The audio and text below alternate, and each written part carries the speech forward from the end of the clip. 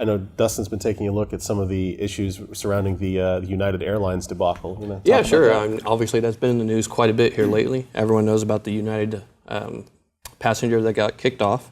And that's actually not too uncommon of an occurrence. I read somewhere in the statistics that about 50,000 folks a year actually get kicked off their airplane, even though they've already bought their ticket. And it's actually a little rare, according to one statistician, that to get compensated more than $1,300 for this. And they've already come out and said that a lawsuit is going to be filed. However, they haven't really said exactly how much they're going to be seeking. And the three of us were behind the scenes over here talking before we started filming, and there's a lot of issues coming up with this case. And even us, we were trying to wrap our heads around exactly what approach we would go with. And Erik, being the most experienced attorney, do you have any thoughts on where some pit stops might be on this one? Well, it's interesting. When you first hear about the case, you think this is just egregious. They've got a clear lawsuit. But when you look at it more carefully, it's going to be an uphill battle for the plaintiff in terms of showing what duty United had that they breached. They do have, typically these airlines will have a contractual right to remove people from the airline. And in this instance, you could say, well, they removed them in a very rough way.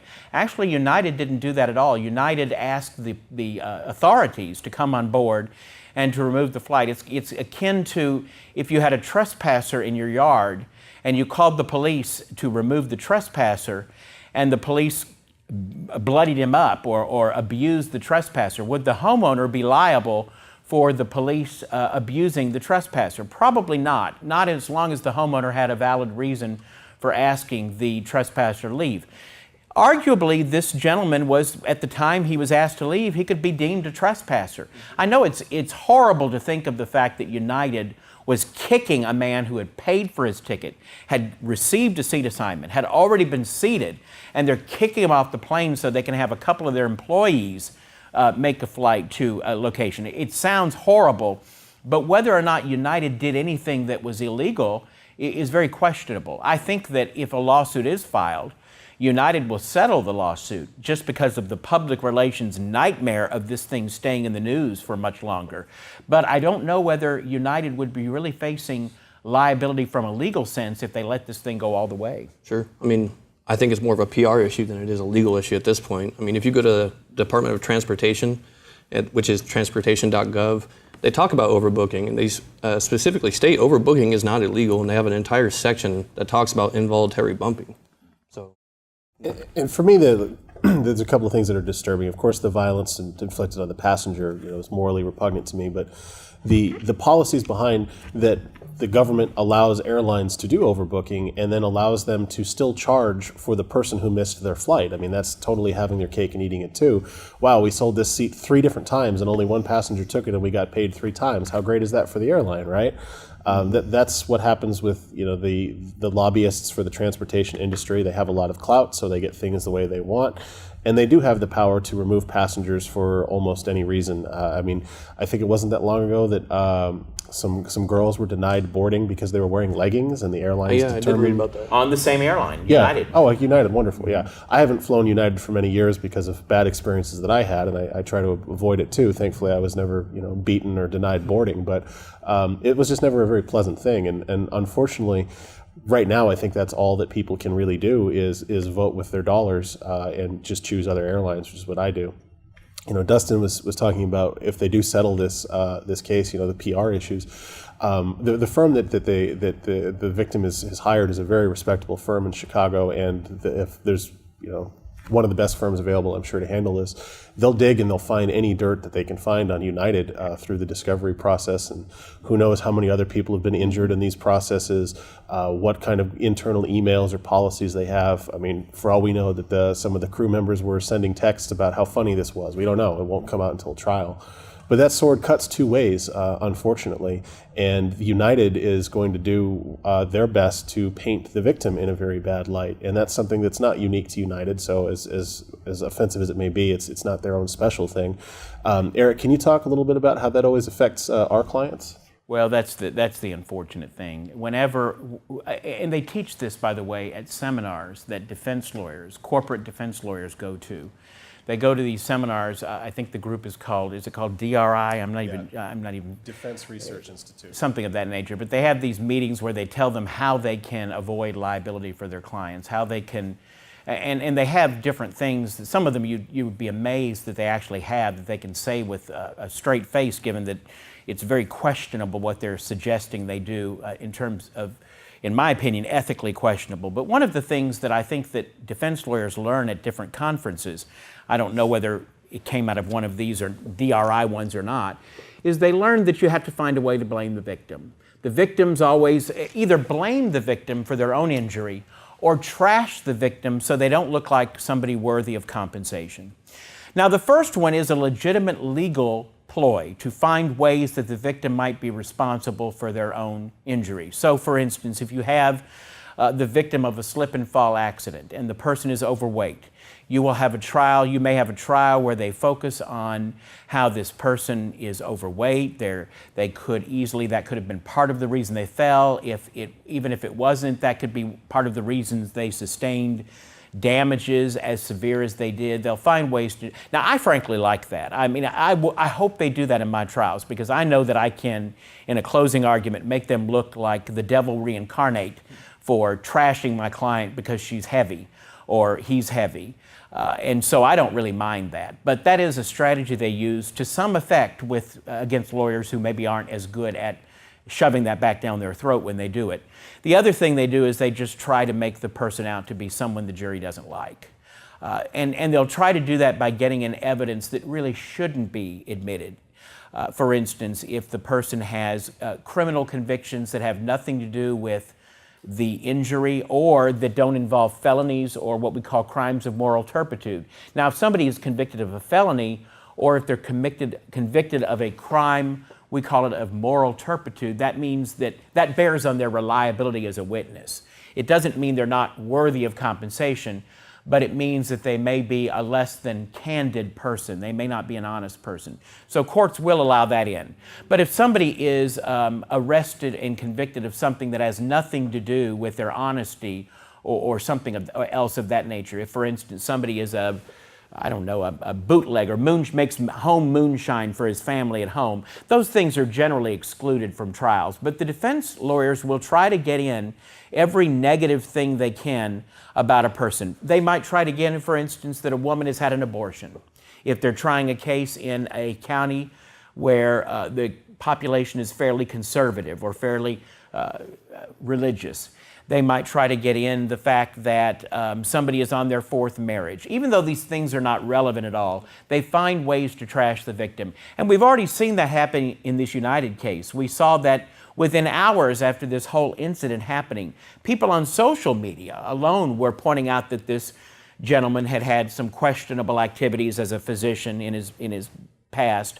And that may be true, but that doesn't justify what United did. And in these lawsuits, when you've been injured, you may not be an angel. You may have had your share of run-ins with the law. You may have had your share of mistakes in terms of your morality. But that doesn't mean you deserve to be injured, and it doesn't make you any less deserving of full compensation for your injuries. Did you hear the particular facts on this one? I assume that you would be able to kind of think about how it would be excluded at trial, but he had his medical license suspended for 10 years for illegally prescribing painkillers.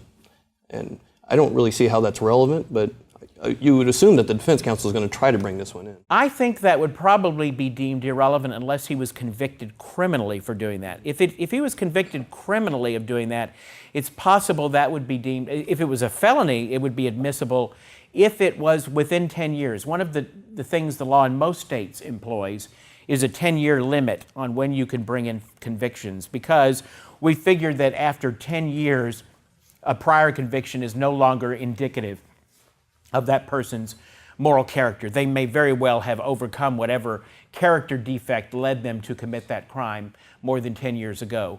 But if it was a felony or if it was deemed a crime of moral turpitude, the defense could argue that his own prescribing of narcotics to people who shouldn't get them for the purpose of making money is sort of like a crime that suggests he's not an honest person. And they might get that in if he were to testify, and he probably would have to testify at his own trial. Well, that's an interesting point, because whether or not he'd testify at the trial, I caught part of the press conference that his attorney talked about. And he talked about that the guy is just very damaged in this, and he doesn't remember anything from the event. He was so traumatized, which makes me, it raises some interesting points on what he would be able to testify to if his attorney has already stated, well, he doesn't remember the event whatsoever, and also what damages would be available to him for the pain and suffering if he doesn't remember what happened. So I thought that was a couple of interesting things, and I was surprised his attorney would go on record as saying he has no recollection. Some future. The attorney may be doing that to try to indicate in advance why they don't call him as a witness. One of the things you may have gleaned from TV shows is there are many criminal trials, especially, where the defendant, the one who's been accused of a crime, doesn't testify on his own behalf. And the reason for that is that everyone under the Fifth Amendment to the United States Constitution, everyone in this country has a freedom from self-incrimination. We have the right not to incriminate ourselves. So the prosecuting lawyer cannot call the defendant to the stand and make him incriminate himself.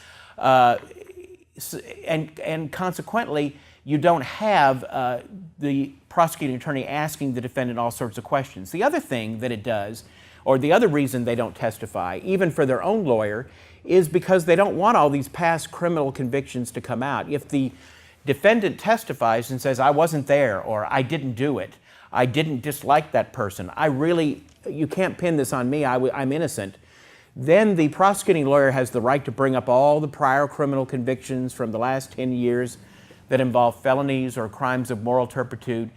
And he's doing it supposedly to demonstrate that the gentleman's testimony or the lady's testimony is not reliable, but in reality it's just causing the jury to dislike this person.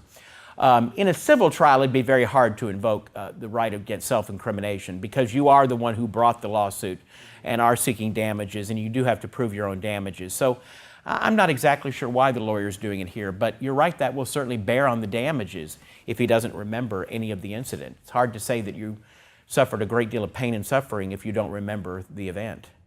Yeah, it's very interesting wrinkles. I mean, if it's even if it is truthful, which I assume it is, he's a reputable lawyer who wouldn't lie about something like that. He wouldn't necessarily have to make that statement in advance either to tip United off that, oh, hey, our guy can't even remember the incident. But then again, maybe it's not important that he remembers it, since there's so much video footage anyway, which is going to be more credible to me than even if the guy said he did remember what happened. I'd rather see it with my own eyes.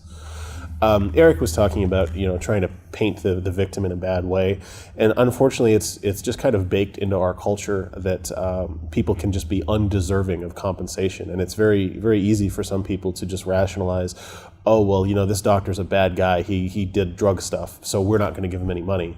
I mean, it's very unfortunate that so many of us think that way, because regardless of what the guy did outside of the airplane, it looked to me like he was just sitting in his seat. He wasn't expecting to get his face smashed in. And our clients, I mean, we represent people who've had some problems in the past that have absolutely no bearing whatsoever. I mean, if we have a guy that maybe he was convicted for smoking marijuana 5 years ago, and then he gets rear-ended by a drunk driver.